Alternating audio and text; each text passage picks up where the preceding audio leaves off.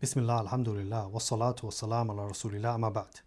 In this video, inshallah ta'ala, I'm going to share a step-by-step method to studying fiqh using 3 books. These books take into consideration that a student of knowledge should learn fiqh gradually, starting off with the basics and moving slowly on to advanced levels. And we'll also explain how these books have been incorporated into the MISC program. One thing to remember is that this is not the only way to study fiqh. Rather, there are many valid ways to study fiqh. The method that we will approach and explain takes into consideration a student in the West, and it takes into consideration a student trying to get the basics first and then moving on after that. The first book I advise students to study is the book Durar, al-Bahiyyah by Imam al-Shawkani. This book is perfect for beginners. The language is simple. It doesn't go into complex details. It doesn't go into differences of opinions.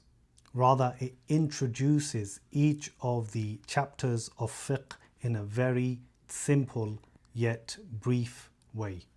Imam Shawkani was an Imam who was known for his fiqh and known to derive his rulings directly from the Quran and the Sunnah. And alhamdulillah, this is a book that we began teaching in our Student of Knowledge Umrah trip, and inshallah ta'ala we will continue to teach it in future trips as well, bi'idhnillah. So when studying this book, don't get too caught up into what are the other opinions regarding each of the issues. Rather, just try to focus on what the Imam is saying and what are his opinions, because everything that he mentions in each of the chapters, each of those points are the most fundamental things that you will come across whenever you open up even the bigger books of fiqh. So if you understand this book well, you're setting yourself a strong foundation so that whenever you open up the bigger books of fiqh, you won't be surprised. Rather, you'll already have a foundation that's laid out. And unfortunately, this is a mistake that many students make. They open up bigger books without having studied the smaller books and gaining a foundation. And so no doubt, somebody who has a foundation in their Islamic studies, when they open up the more advanced books, they will be able to appreciate them more, understand them more, and benefit from them greater. Now this book, Ad-Durar al-Bahiyyah, it can be read multiple times, and that's what I would advise students to do. Read over it multiple times, get familiar with all of the chapters and all of the subsections as well. And by the end of it, you should be able to easily tell somebody else what fiqh comprises of. What are the different abwab and chapters of fiqh, what you will come across in every chapter. And I would definitely advise that you repeat it multiple times before moving on to the next level. The second book I advise students of knowledge to study in fiqh is the book Minhaj al-Saalikeen by Imam Saʿdi rahimahullahu ta'ala. So after mastering Durar al-Bahiyyah, this book will take you to the next level. And that is because Imam Saʿdi starts to bring a little bit extra detail in his chapters. And he also incorporates and brings evidences from the Quran and from the Sunnah. And Imam Saʿdi was known for his clarity, known for making things very easy for the students.